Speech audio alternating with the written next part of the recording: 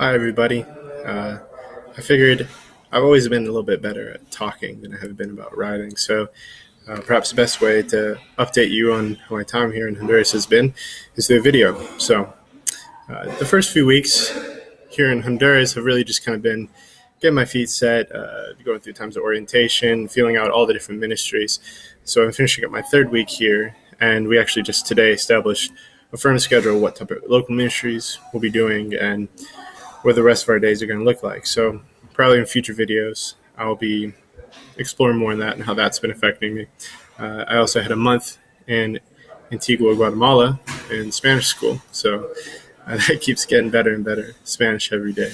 But for this first video, I wanted to focus on really just two interactions that I've had since being here, which I think really summarize and kind of show what my time here has been, what I think it's going to be as well.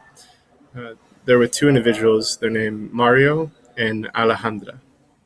So I met Mario my last day in Guatemala, actually.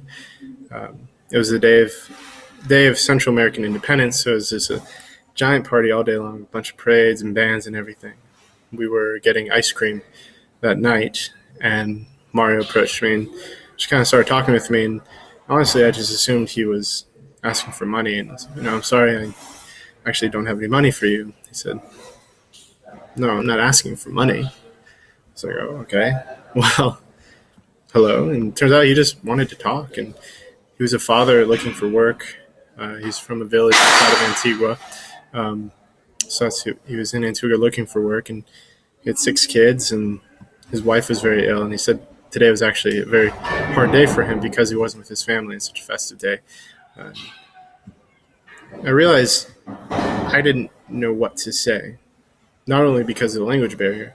I couldn't hide behind my language because I didn't know Spanish, but also I didn't know what he needed or what really I could give him.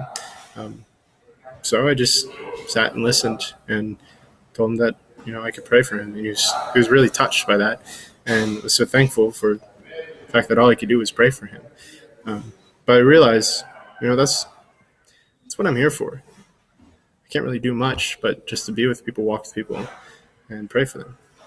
So similarly, the second situation was with this woman named Alejandra. I was sitting outside of a cafe on one of our free days here in Comayagua, and she walked up and she was begging for money, and she had a broken arm with a cast. And so I treated her like I usually do with most beggars, which is try to smile, see them as a human, and tell them I'm sorry, I don't have anything, but I'll pray for them. And she said, can you pray for me right now? And I was taken aback. But I felt like it was a situation where it's like Christ said in the gospel, let your yes mean yes and your no mean no. It's like, well, I offered to pray, so of course. And so she sat down right in front of me and started praying for her. I don't know what I said, because I don't really know much Spanish, but I guess the Holy Spirit spoke to me. So I just started praying for her. And afterwards, she started talking. And I was struck by that situation with Alejandra for 2 reasons. One was she called me to be honest with what I was saying. If I'm offering to pray, which is about all I can really do right now, she wanted me to do it. The second thing was her immense poverty. And driven from that poverty, she took nothing for granted. I couldn't give her any financial or physical means, but what I offered her was prayers, and she trusted so much and relied solely on God so much to the point that she would take that. And it called me to mind, how much do I really trust in the Lord? How much am I being poor in my spirit and taking whatever He's going to give me? So take those two situations with Alejandra and Mario. Please pray for them. I pray for them every day now too. That really encapsulates these first 2 months here in Central America, what's been doing to me, and I look forward to seeing what the Lord's going to keep doing. So know that you're all in my prayers, and I ask for your continued prayers for me as well as this mission. And I look forward to updating you more in the future. God bless.